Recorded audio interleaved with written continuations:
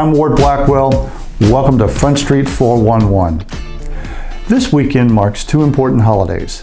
First, to all you veterans out there, thank you for your service, and I hope you were honored appropriately yesterday.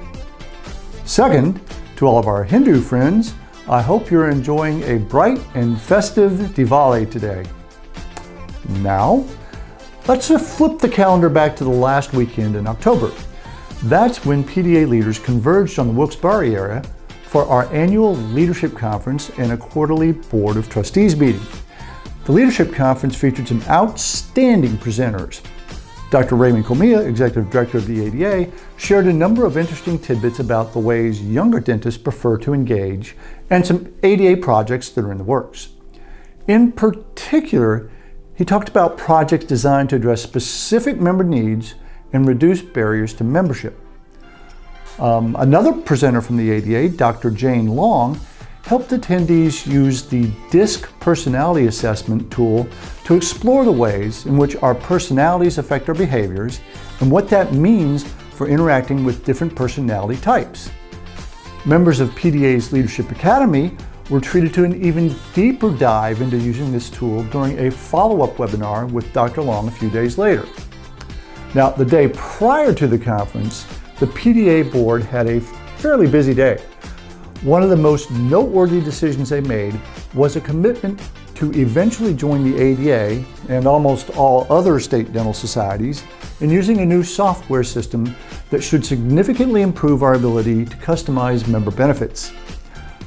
Other highlights of the meeting include adoption of a budget, formation of a new task force to consider governance reform, formal support for Dr. Jim Boyle's campaign for ADA President-elect, preliminary approval of a PDA strategic forecasting process, amending bylaws for a new election process, and funding for PDA Go enhancements, a legal advice member benefit, and enhancements to PDA's Residency Program Directors Initiative.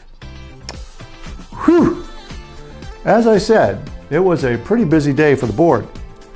For that matter, it's a pretty busy time of year for lots of the PDA district and local societies.